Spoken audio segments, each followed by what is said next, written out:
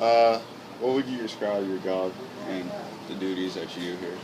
The job title is Restore Manager. The duties include a little bit of everything. We do all of the billing.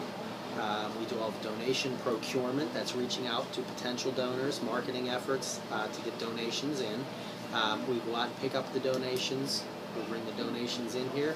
We price them, test them, merchandise them on the floor, and then we sell them. Sales, customer service is the #1 function anytime the store is open. Without customers, we have nothing. So customer service is a big, big function. There's all the typical managerial functions as far as paperwork, scheduling, those kind of things. Maintenance for the required items on the building that need to take care of.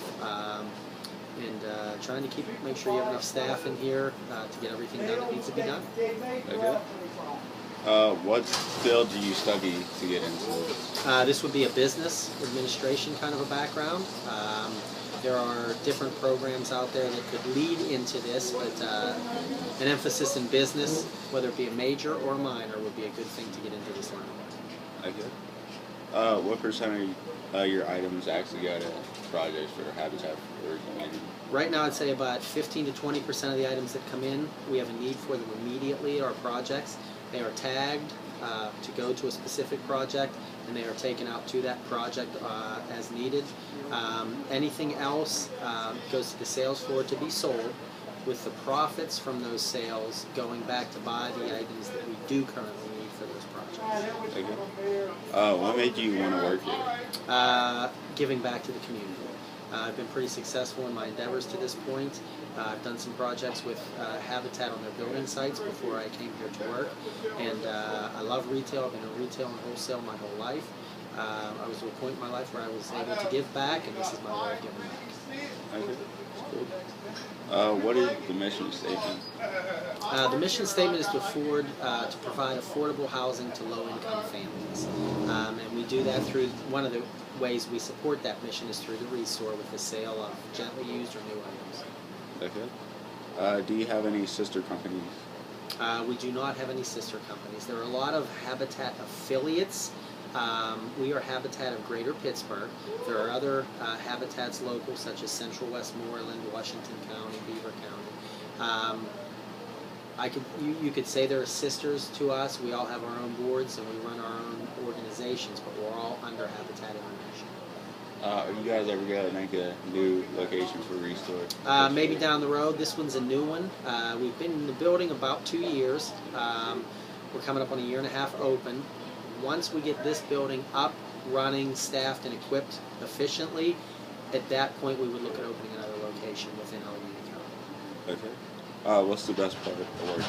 The people. Absolutely, without a doubt, it's the people.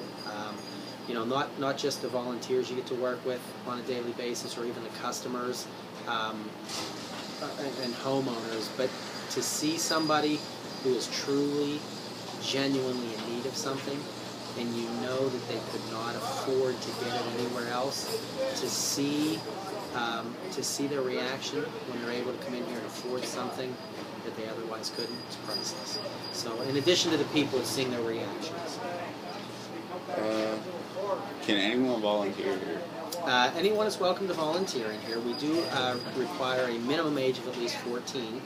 14 through 18, we ask that an adult be present to help supervise. 18 and over, everybody is welcome to volunteer in here with very few exceptions. How many 14 to 18 people come in? Typically we get those on Saturdays because they're involved with school. Today's a great example. We had 12 from one group and 6 from another. So we had 18 people in that range today. They're doing a great job today. The skill set that they bring to volunteerism here is completely different than a lot of our volunteers. A lot of our volunteers are retired, and they're looking for things to do to occupy some of their time and help. Typically, the younger demographic brings a lot of computer skills.